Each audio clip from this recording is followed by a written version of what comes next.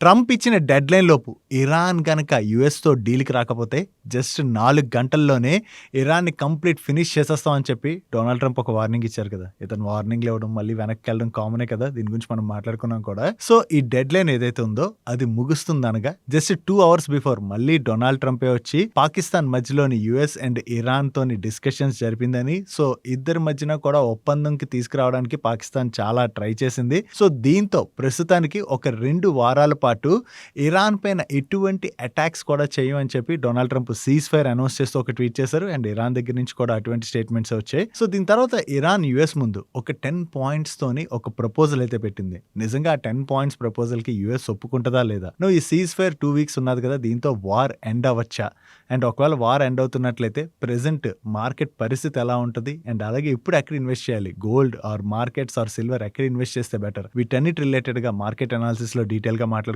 దీంతో పాటు market related గా ఉన్నటువంటి మరొక కన్సర్న్ ని ఆర్బీఐ గవర్నర్ ఈ రోజు ఆర్బీఐ ఎంపీసీ మీటింగ్ అవుట్కమ్ వచ్చింది కదా, దానిలో అతను అయితే మాట్లాడారు. దాని గురించి కూడా మాట్లాడుకుందాం. వీటితో పాటుగా మన stock of the day and మరికొన్ని ఇంపార్టెంట్ అప్డేట్స్ ఉన్నాయి. అన్ని కూడా 1 by 1 క్విక్ గా డిస్కస్ చేసేద్దాం.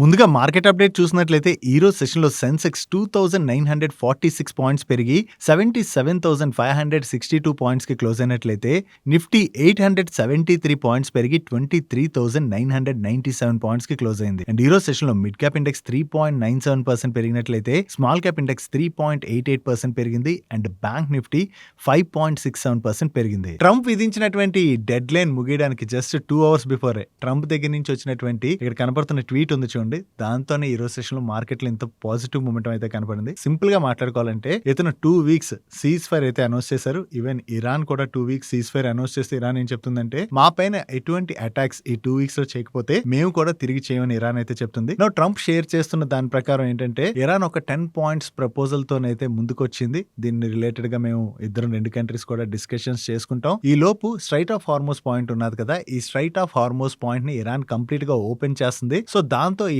2 వీక్స్ కూడా ఎటువంటి అటాక్స్ జరగవు. అండ్ ఇద్దరి మధ్యన ఈ ఒప్పందం కుదర్చడానికి పాకిస్తాన్ అయితే చాలా కృషి చేసింది. అది ఇదని చెప్పి డొనాల్డ్ ట్రంప్ ఒక ట్వీట్ చేశారు.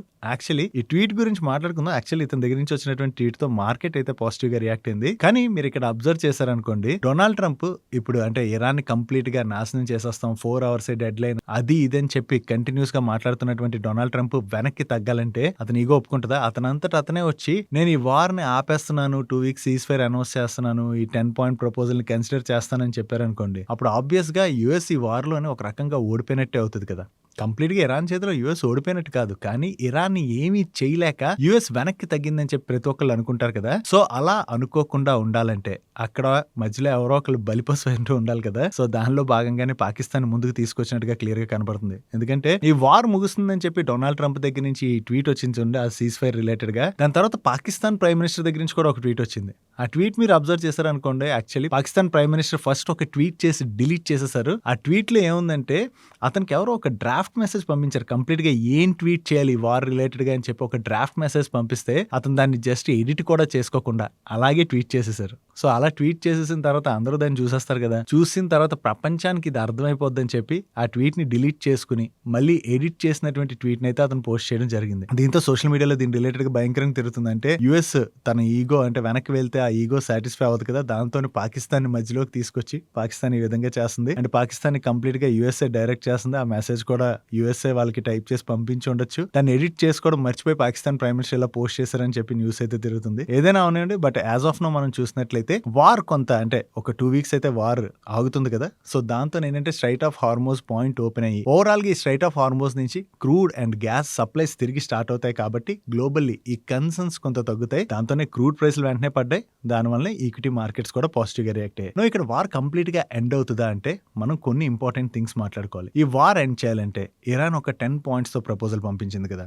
ఈ ప్రపోజల్స్ మనం చూసామంటే ఒకటి, వీళ్ళపైన ఎటువంటి అటాక్స్ ఫ్యూచర్ లో చేయమని చెప్పి మాట అయితే ఇవ్వాల్సి ఉన్నది, అంటే అగ్రిమెంట్ అయితే చేసుకోవాల్సి ఉన్నది. దీంతో పాటుగా ఈ ఇంపార్టెంట్ స్ట్రైట్ ఆఫ్ హార్మోస్ ఉంది కదా, ఈ straight of Hormuz complete Iran grip లో ఉండడం వల్లనే ఇప్పటి వరకు యుఎస్ కంప్లీట్ గా ఇరాన్ ఏం చేయలేకపోతుంది. ఇరాన్ ఏం అడుగుతుందంటే ఈ స్ట్రైట్ ఆఫ్ హార్మోస్ ఏదైతే ఉందో అది ఎప్పటికీ కూడా ఇరాన్ చేతిలోనే ఉండాలి అని చెప్పి ఒక ప్రపోజల్ అయితే పెట్టింది. సో ఈ ప్రపోజల్ ఏదైతే ఉందో ఈ ప్రపోజల్ కి యుఎస్ ఒప్పుకుంటుందా లేదా అన్నది మనం చూడవలసి ఉంది. దీంతో పాటుగా ఇరాన్ ఈ స్ట్రైట్ ఆఫ్ హార్మోస్ పాయింట్ ని వాళ్ళ చేతిలో పెట్టుకుని అక్కడి నుంచి ఏవైతే షిప్స్ పాస్ అవుతాయో వాటి నుంచి ఈచ్ షిప్ పైన $2 million అయితే వసూలు చేస్తామని చెప్తున్నారు కదా, అది ఇరాన్ అండ్ అలాగే ఒమన్ కలిపి పంచుకోబోతున్నాయి. వచ్చినటువంటి డబ్బులతో ఇరాన్ ని రీకన్స్ట్రక్ట్ చేయడానికి అది యూజ్ చేస్తామని ఇరాన్ చెప్తుంది. సో వీటన్నిటికీ యుఎస్ ఒప్పుకుంటుందా లేదా అన్నది చూడాలి. దీంతో పాటుగా మరొక ఇంపార్టెంట్ థింగ్, ఈ ప్రపోజల్స్ లో మనం చూసినట్లయితే వీళ్ళపైన పెట్టినటువంటి శాంక్షన్స్ అవి తీసేయాలన్నారు. మైట్ బి శాంక్షన్స్ తీసేయచ్చు. దీంతో పాటు లాస్ట్ ప్రపోజల్ ఏదైతే ఉందో అది కొంచెం టఫ్ గానే కనబడుతుంది. వీళ్ళు చెప్తున్నటువంటి లాస్ట్ ప్రపోజల్, వీళ్ళకి సపోర్ట్ చేస్తున్నటువంటి లెబనాన్ ఉన్నది కదా, ఈ లెబనాన్ పైన కూడా అటాక్స్ అయితే ఆపాలని చెప్పి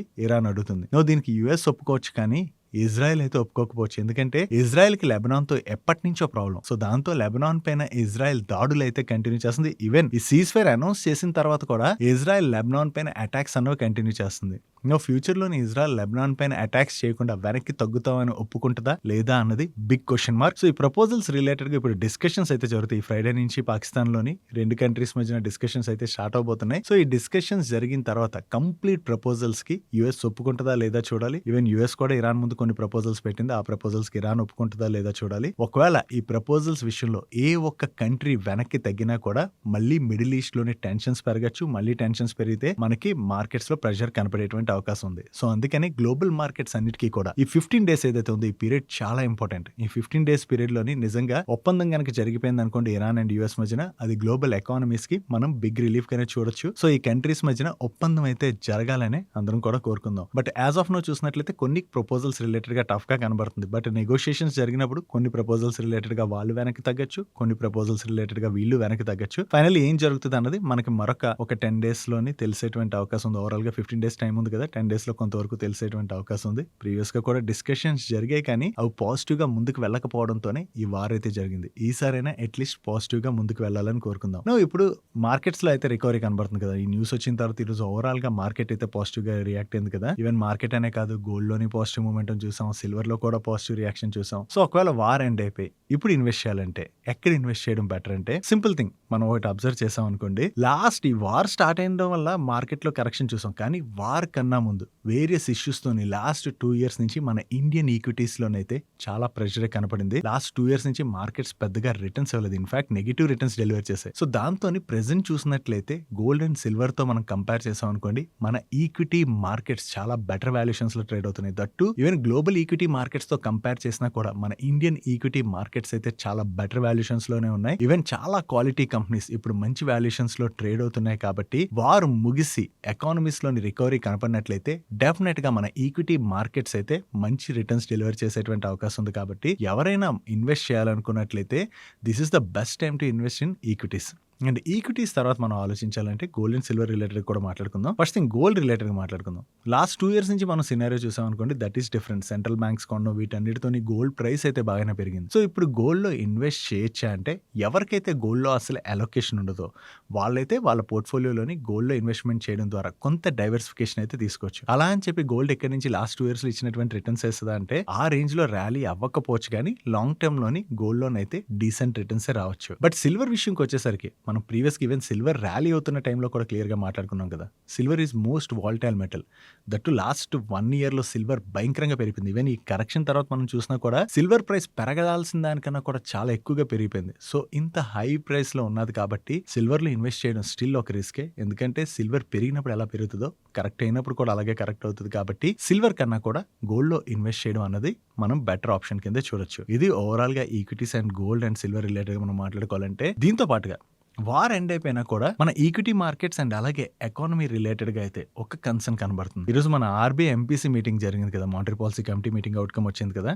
మార్కెట్ ఎక్స్పెక్ట్ చేసిన విధంగానే ఈసారి ఆర్బీఐ ఇంట్రెస్ట్ రేట్స్ రిలేటెడ్ గా ఎటువంటి చేంజ్ తీసుకురాలేదు. అండ్ ఇన్ఫ్లేషన్ రిలేటెడ్ గా కావచ్చు అండ్ అలాగే గ్రోత్ రిలేటెడ్ గా కావచ్చు, ప్రీవియస్ ఎస్టిమేషన్స్ ఏవైతే ఉన్నాయో వాటిని కొంత రివైజ్ చేశారంటే ఇప్పుడు జరుగుతున్నటువంటి ఈ వార్ వలన వీటన్నిటి వలన ఎకానమీ పైన ఇంపాక్ట్ పడుతుంది కదా. దాంతో ఫైనాన్షియల్ ఇయర్ 26 లోని మన జీడీపీ రిలేటెడ్ గా ప్రీవియస్ గా ఏదైతే ఎస్టిమేట్ చేశారో గ్రోత్, దానికన్నా కూడా కొంత గ్రోత్ కట్ చేయడం జరిగింది. దాన్ని మీకు ఇక్కడ స్క్రీన్ మీద డిస్ప్లే చేస్తాను చూడండి. దీంతో పాటుగా ఇన్ఫ్లేషన్ ప్రీవియస్ గా చాలా తక్కువ ఉంటుందని ఎక్స్పెక్ట్ చేశారు. బట్ ఇప్పుడు జరుగుతున్నటువంటి సినారియోతోని ఇన్ఫ్లేషన్ కొంత పెరగచ్చు కానీ స్టిల్ 4% దగ్గరలో ఇన్ఫ్లేషన్ ఉండొచ్చు అని చెప్పి ఆర్బీఐ అయితే ఎక్స్పెక్ట్ చేస్తుంది. 4% అంటే ఆర్బీఐ ఏదైతే లిమిట్ పెట్టుకుందో ఆ లిమిట్లోనే ఇన్ఫ్లేషన్ ఉన్నది కాబట్టి దాని రిలేటెడ్గా పెద్ద వరి అవసరం లేదు. కానీ ఆర్బీఐ రైజ్ చేస్తున్నటువంటి ఒక క్వశ్చన్ ఏంటంటే ఈసారి మన కంట్రీ పైన ఎల్ నినో ఇంపాక్ట్ అయితే ఉండొచ్చు అని చెప్తున్నారు. సో ఎల్ నినో ఇంపాక్ట్ అంటే ఏంటంటే జనరలీ ఎల్ నినో ఇంపాక్ట్ జరిగినప్పుడు వర్షాలు సరిగ్గా పడవు అండ్ ఎండలు భయంకరంగా వస్తాయి. దీంతో ఏంటంటే చాలా పంటలు దెబ్బతింటాయి, పంటలు పండడం కష్టం అవుతుంది, వాటర్ అవైలబిలిటీ తగ్గుతుంది. సో దీనివలన ఓవరాల్గా అగ్రికల్చర్ సెక్టర్ దెబ్బతింటది కాబట్టి దానివలన చాలా ఫుడ్ ప్రొడక్ట్స్ యొక్క ప్రైస్లు పెరిగిపోతాయి. ఓవరాల్గా దాని యొక్క ఇంపాక్ట్ ఎకానమీ పైన అయితే పడుతుంది కాబట్టి ఈ కన్సర్న్ అయితే మార్కెట్కి ఉన్నదని చెప్పి ఆర్బీఐ గవర్నర్ కూడా కామెంట్ చేయడం జరిగింది. సో ఓవరాల్గా ఈ ఎల్ నినో ఇంపాక్ట్ ఏదైతే ఉందో అది లాస్ట్ ఇయర్ కూడా ఉంటుంది అనుకున్నారు కానీ దాని యొక్క ఇంపాక్ట్ మరీ అంత లేదు. కానీ ఈ సంవత్సరం ఎల్ నినో ఇంపాక్ట్ మన మీద ఉన్నట్లయితే మాత్రం డెఫినెట్గా మన ఎకానమీ పైన కొంత ఇంపాక్ట్ పడచ్చు. కాబట్టి ఈ సిచ్యువేషన్ ఎలా టర్న్ అవుతుంది అన్నది అదొకటి మనం ట్రాక్ చేయాలి. దాని రిలేటెడ్గా ఏదైనా అప్డేట్స్ వస్తున్నాయి అనుకోండి, వాటి రిలేటెడ్గా కూడా మీకు మన డైలీ మనీ షోస్లోని రెగ్యులర్గా అయితే షేర్ చేస్తుంటాం. ఓవరాల్గా మార్కెట్ రిలేటెడ్గా మనం మాట్లాడుకోవాల్సినటువంటి ఇంపార్టెంట్ డేటా ఇది. డైలీ మార్కెట్ రిలేటెడ్గా ఉండే ఇటువంటి ఇంపార్టెంట్ ఇన్ఫర్మేషన్ మీకు డీటెయిల్గా షేర్ చేయడానికి మన టీం పెడుతున్నటువంటి ఎఫర్ట్స్ కనుక వీడియో చూసిన ఏ పాయింట్ ఆఫ్ టైంలో అయినా మీకు హెల్ప్ఫుల్ అయినట్లయితే మన వీడియోని మర్చిపోకుండా లైక్ చేయడానికి ప్రయత్నించండి. నెక్స్ట్ యుఎస్ అండ్ ఇరాన్ మధ్యన ఈ సీజ్ ఫైర్ రిలేటెడ్ అనౌన్స్మెంట్ రాగానే ఇండియా అయితే చాలా ఇంపార్టెంట్ స్టెప్స్ తీసుకుంటున్నట్టుగా కనపడుతుంది. ఈ ఏప్రిల్ 9th నుంచి 12th మధ్యన జైశంకర్ గారు యుఏఈ అయితే విజిట్ చేయబోతున్నట్టుగా అప్డేట్స్ వస్తున్నాయి. ఈ విజిట్ కి మెయిన్ కారణం ఏంటంటే ఎనర్జీ సెక్యూరిటీ రిలేటెడ్ గా ఇండియా అయితే యుఏఈలోని వేరియస్ మినిస్టర్స్ అనేది కలిసి డిస్కషన్స్ జరపబోతున్నట్లుగా మీడియా ప్లాట్ఫామ్స్ రిపోర్ట్ చేస్తున్నాయి. సో ఓవరాల్ గా ఇప్పుడు జరిగినటువంటి ఈ ఇష్యూ వలన అన్ని కంట్రీస్ కూడా crude and gas shortage face చేసాయి కదా. మళ్ళీ 15 రోజుల తర్వాత ఏం జరుగుతుంది అన్నది చెప్పలేం కదా. రెండు కంట్రీస్ మధ్యన ఒప్పందం జరిగిపోతే ఓకే, అలా కాకుండా తిరిగి మళ్ళీ టెన్షన్స్ పెరిగినట్లయితే మళ్ళీ crude and gas supply related గా కన్సర్న్స్ పెరగచ్చు కదా. సో ఈ లోపే దీని రిలేటెడ్ గా ఎటువంటి స్టెప్స్ తీసుకోవాలని చెప్పేసి వాటి గురించి డిస్కస్ చేయడానికే జయశంకర్ గారు అయితే విజిట్ చేస్తున్నట్టున్నారు. సో ఈ విజిట్ లోని మనకి ఎక్కువగా సప్లైస్ వచ్చేలాగా ఏమైనా డిస్కషన్ జరిపినట్లయితే ఓవరాల్ గా అది మన కంట్రీకి రిలీఫ్ గానే చూడాలి. Even straight of Hormuz complete గా ఓపెన్ అయినా కూడా మనకు అక్కడ ఉన్నటువంటి ప్లాంట్స్ అవి బాగానే దెబ్బతిన్నాయి కదా. దానివల్ల ఫ్యూచర్ లో కూడా సప్లై షార్టేజ్ అన్నది ఏర్పడచ్చు. సో ఆ సప్లై షార్టేజ్ ఫేస్ చేయకముందే మనం అరబ్ కంట్రీస్ తోని మన సప్లైస్ ఇంపాక్ట్ అవ్వకుండా ఉండేలాగా అగ్రిమెంట్స్ అవి చేసుకున్నాం అనుకోండి, మనం పెద్దగా షార్టేజ్ అన్నది ఫేస్ చేయకుండా ఉంటాం. కాబట్టి దాని రిలేటెడ్ గా ఏమైనా స్టెప్స్ తీసుకుంటున్నారేమో చూడాలి. Next coming to the stock of the day. ఈ రోజు స్టాక్ ఆఫ్ ది డే లోని అదానీ గ్రూప్ స్టాక్స్ గురించి అయితే మాట్లాడుకోవాలి. ఓవరాల్ గా మార్కెట్ పాజిటివ్ గా రియాక్ట్ అవడంతో చాలా స్టాక్స్ పాజిటివ్ గా రియాక్ట్ అయ్యాయి. కానీ అదానీ గ్రూప్ స్టాక్స్ అన్ని ఈ రోజు పెరగడానికి ఒక ఇంపార్టెంట్ రీజన్ అయితే ఉంది. యాక్చువల్లీ అదానీ గ్రూప్ ప్రమోటర్స్ అయినటువంటి గౌతమ్ అదానీ గారు అండ్ అలాగే సాగర్ అదానీ వీళ్ళిద్దరి పైన కూడా యుఎస్ లోని ఒక కేసు ఫైల్ అయింది కదా. వీళ్ళు కొన్ని ప్రాజెక్ట్స్ రిలేటెడ్ గా బ్రైబ్ ఇచ్చారు, అది ఇది అని చెప్పి ఎలిగేషన్స్ తో కేసు ఫైల్ అయింది కదా. ఇది కరెక్ట్ కాదని చెప్పి అదానీ గ్రూప్ ఆ టైంలోని ఆ న్యూస్ ని కూడా కొట్టివేయడం జరిగింది. ఇప్పుడు అదానీ గ్రూప్ ఏం చేసిందంటే ఈ కేసుని కొట్టివేయాలని చెప్పి యుఎస్ కోర్టులో ప్లీ అయితే ఫైల్ చేయడం జరిగింది. ఫైనల్లీ అదానీ గ్రూప్ ఫైల్ చేసినటువంటి ప్లీని యుఎస్ కోర్ట్ యాక్సెప్ట్ చేసినట్టుగా అప్డేట్స్ అయితే వస్తున్నాయి. సో ఈ కేసు కొట్టివేయాలని ఫైల్ చేసిన ప్లీని యుఎస్ కోర్ట్ యాక్సెప్ట్ చేసిందన్న అప్డేట్ తోనే అదానీ గ్రూప్ స్టాక్స్ అన్నిటిలో కూడా మనకి పాజిటివ్ మూమెంటం కనపడింది. బట్ యాజ్ ఆఫ్ నౌ ఇంకా కేసుని అయితే కంప్లీట్ గా కొట్టివేయలేదు, ఓన్లీ ప్లీని యాక్సెప్ట్ చేశారంతే. ఫైనల్ గా దీని రిలేటెడ్ గా విచారణ జరిపిన తర్వాత కేసు కొట్టివేస్తారా లేదా అన్నది మనం చూడాలి. ఒకవేళ ఈ కేసు కంప్లీట్ గా యుఎస్ కోర్ట్ లో కొట్టివేసినట్లయితే అదానీ గ్రూప్ రిలేటెడ్ గా అయితే మనం అది బిగ్ రిలీఫ్ గానే చూడొచ్చు. నెక్స్ట్ లాస్ట్ 1 month గా మిడిల్ ఈస్ట్ లో జరుగుతున్నటువంటి వార్ వలన చాలా ఎయిర్లైన్స్ అయితే నష్టపోతున్నాయి కదా. దీంతోని ఇప్పుడు ఎయిర్లైన్స్ కి కొంత రిలీఫ్ కల్పించాలని చెప్పి airport economic regulatory authority of India వాళ్ళు మన ఇండియాలో ఉన్నటువంటి చాలా ఎయిర్పోర్ట్స్ లోని ల్యాండింగ్ అండ్ పార్కింగ్ ఛార్జెస్ ఏవైతే ఉంటాయో వాటిని నెక్స్ట్ 3 months వరకు కూడా 25% కట్ చేస్తున్నట్టుగా అనౌన్స్ చేయడం జరిగింది.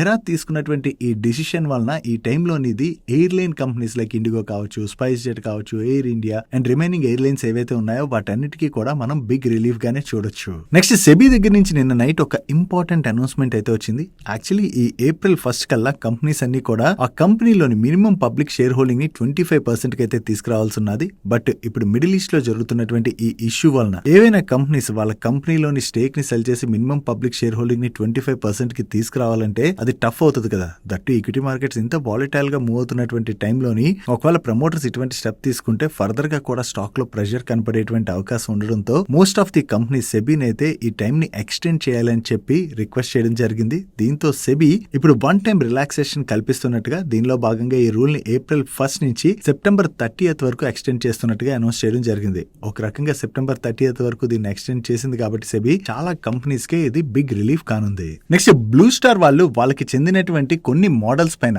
5% వరకు ప్రైస్ హైక్ చేయడం జరిగింది. యాక్చువల్లీ వెస్ట్ ఏషియాలో జరుగుతున్నటువంటి వార్ వలన సప్లై చైన్ దెబ్బతినడంతో వీళ్ళకి కీ ఇన్పుట్స్ యొక్క కాస్ట్ అయితే పెరిగిపోయింది. సో ఆ పెరిగినటువంటి కాస్ట్ ని ఎండ్ యూజర్ కి పాస్ ఆన్ చేయాలని చెప్పి ఇప్పుడు బ్లూ స్టార్ వాళ్ళైతే ఈ ప్రైస్ హైక్ తీసుకున్నారు. అండ్ ఫర్దర్ గా కూడా మరొక 13% వరకు వేరియస్ ఏసీ కంపెనీస్ అయితే ప్రైస్ హైక్ చేసేటువంటి అవకాశం ఉన్నదని చెప్పి మీడియా ప్లాట్ఫామ్స్ రిపోర్ట్ చేస్తున్నాయి. యాక్చువల్లీ ఈ ఇన్పుట్ కాస్ట్ ఏదైతే పెరుగుతుందో కంపెనీస్ వాటిని భరించాయనుకోండి, వాళ్ళ మార్జిన్స్ ఇంపాక్ట్ అవుతాయి. కాబట్టి డెఫినెట్ గా ప్రతి ఒక్క కంపెనీ కూడా ఎండ్ యూజర్ కి ఈ కాస్ట్ ని పాస్ ఆన్ చేస్తుంది. కాబట్టి ఓవరాల్ గా కన్స్యూమర్స్ పైన మరికొంత అడిషనల్ ఇంపాక్ట్ అయితే పడేటువంటి అవకాశం ఉన్నది. Next optical fibre cables manufacture చేసేటువంటి HFCL వాళ్ళకి ఒక టైర్ 1 కస్టమర్ దగ్గర నుంచి కొత్తగా ఒక ఆర్డర్ వచ్చింది. ఆ కస్టమర్ పేరు అయితే వీళ్ళు మెన్షన్ చేయలేదు. బట్ వీళ్ళకి వచ్చినటువంటి ఆర్డర్ సైజ్ అయితే మాత్రం 1366 crores. అండ్ ఈ ఆర్డర్ లో భాగంగా ఈ కస్టమర్ కి వీళ్ళు ఆప్టికల్ ఫైబర్ కేబుల్స్ అయితే సప్లై చేయవలసి ఉన్నది. Next L&T and BHEL related గా CNBC వాళ్ళ దగ్గర నుంచి ఒక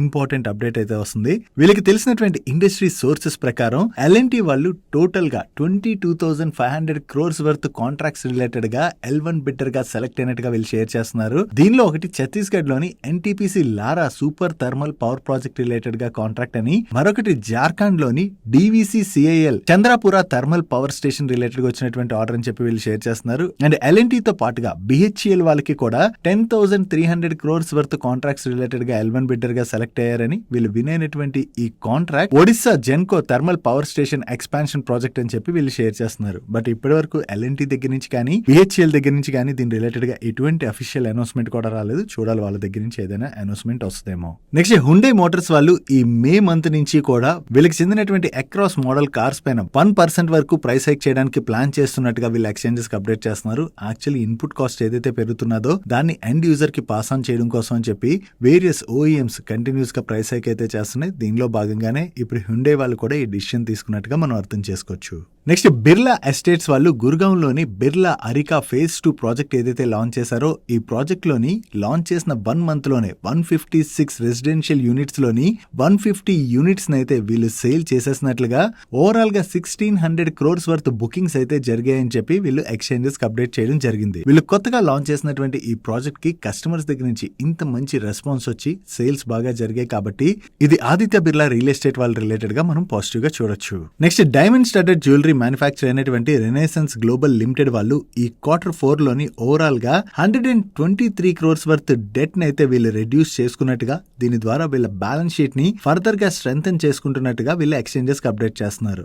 ఈ డెట్ ఏదైతే వీళ్ళు రెడ్యూస్ చేసుకుంటున్నారో దాని వలన వీళ్ళ పైన పడుతున్నటువంటి ఇంట్రెస్ట్ కాస్ట్ తగ్గుతుంది. కాబట్టి ఇది రెనైసెన్స్ గ్లోబల్ రిలేటెడ్ గా మనం పాజిటివ్ గా చూడొచ్చు. నెక్స్ట్ మ్యాక్స్ హెల్త్ కేర్ వాళ్ళు భువనేశ్వర్ లో ఉన్నటువంటి 250 బెడెడ్ కళింగా హాస్పిటల్ లిమిటెడ్ లో మెజారిటీ స్టేక్ ని అయితే అక్వైర్ చేస్తున్నట్టుగా అనౌన్స్ చేశారు. ఈ హాస్పిటల్ లోని స్టేక్ ని అక్వైర్ చేయడం ద్వారా భువనేశ్వర్ లో కూడా వీళ్ళ ఫుట్ ప్రింట్స్ ని ఎక్స్పాండ్ చేసుకుంటున్నామని, అండ్ అంతేకాకుండా ఫర్దర్ గా ఈ హాస్పిటల్ కి వీళ్ళు 100 crores లోన్స్ ప్రొవైడ్ చేయడం ద్వారా ఈ hospital renovation, upgradation and equipment కొనడానికి అది యూజ్ చేసేటువంటి అవకాశం ఉన్నదని చెప్పి వీళ్ళ మేనేజ్మెంట్ షేర్ చేస్తుంది. ఓవరాల్ గా ఈ న్యూ హాస్పిటల్ ఎక్విజిషన్ ద్వారా వీళ్ళ ఫుట్ ప్రింట్స్ ని ఎక్స్పాండ్ చేసుకుంటున్నారు. కాబట్టి ఇది లాంగ్ టర్మ్ లోని మ్యాక్స్ హెల్త్ కేర్ వాళ్ళకి పాజిటివ్ కానుంది. Next P&N Gadgil jewellers limited వాళ్ళు వాళ్ళ Q4 బిజినెస్ అప్డేట్ రిలీజ్ చేశారు. లాస్ట్ ఇయర్ సేమ్ క్వార్టర్ తో కంపేర్ చేస్తే ఈ Q4 లోని వీళ్ళ టోటల్ రెవెన్యూస్ లోని 124% అయితే గ్రోత్ డెలివర్ చేశారు. అండ్ రీటైల్ సెగ్మెంట్ లోని ఇయర్ ఆన్ ఇయర్ లోని 102% గ్రోత్ డెలివర్ చేసినట్లయితే నాన్ రీటైల్ సెగ్మెంట్ లోని 132% గ్రోత్ డెలివర్ చేయడం జరిగింది. ఈవెన్ ఈ కామర్స్ సెగ్మెంట్ లో కూడా